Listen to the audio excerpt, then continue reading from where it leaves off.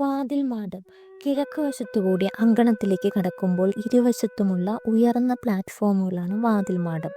തെക്കേ വാതിൽ മാടത്തിൻ്റെ കിഴക്കേ തൂണിൽ ചാരിയിരുന്നാണ് നാരായണൻ രചിച്ചതെന്ന് വിശ്വസിക്കുന്നു.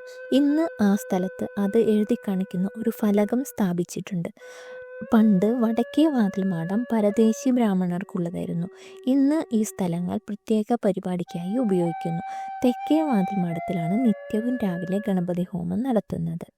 അങ്കണം ശ്രീകോവിലിന് ചുറ്റുമുള്ള മുറ്റം, നടവഴിയും വാതിൽ മാടങ്ങളും ചേർന്നതാണ് അങ്കണം എന്ന് പറയുന്നത്.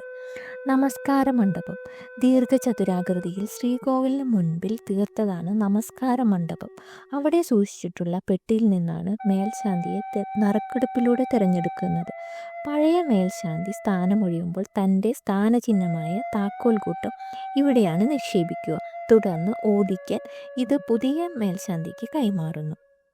നാലമ്പലം അങ്കണത്തിന് ചുറ്റും മേൽക്കൂരയോട് കൂടിയതാണ് നാലമ്പലം. ഇതിനകത്ത് സ്ഥലം വളരെ കുറവാണ്. നാലമ്പലത്തിൻ്റെ നടുക്കായി ശ്രീകോവിൽ സ്ഥിതി ചെയ്യുന്നു. ചുറ്റുമുള്ള ബലിവട്ടത്തിൽ അങ്ങിങ്ങായി ബലിക്കല്ലുകളും കാണാം. അഷ്ടദിക്പാലകർ: കിഴക്ക് ഇന്ദ്രൻ, കിഴക്ക് അഗ്നി, തെക്ക് യമൻ, തെക്ക് പടിഞ്ഞാറ് നിര്യതി, പടിഞ്ഞാറ് വരുണൻ, വടക്കു പടിഞ്ഞാറ് വായു, വടക്ക് കുബേരൻ, വടക്ക് കിഴക്ക് ഈശാനൻ.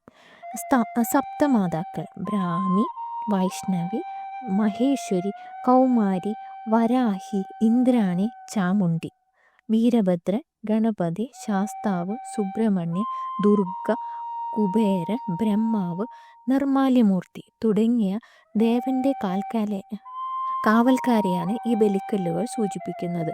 നിത്യശിവയിലേക്ക് ഈ കല്ലുകളിലാണ് മേൽശാന്തി ബലി തൂകുന്നത്. ബലിക്കല്ലുകളിൽ ചവിട്ടാനോ തൊട്ട് തലയിൽ വയ്ക്കാനോ പാടില്ല. തിടപ്പള്ളി ഭഗവാനുള്ള നിവേദ്യം തയ്യാറാക്കുന്ന മുറിയാണിത്. നാലമ്പലത്തിനകത്ത് തെക്കു കിഴക്കേ മൂലയിൽ ശ്രീകോവിലിന് വലതുവശത്താണ് തിടപ്പള്ളി സ്ഥിതി ചെയ്യുന്നത്. പടക്കളം ഭഗവാന് നിവേദിച്ച ചോറ് വിതരണം ചെയ്യുന്നത് ഇവിടെയാണ്. ശ്രീകോവിലിന് വടക്കു പടിഞ്ഞാറ് ഭാഗത്ത് ഒരു പ്രത്യേക മുറിയുണ്ട്. അവിടെയാണ് ഈ സ്ഥാനം.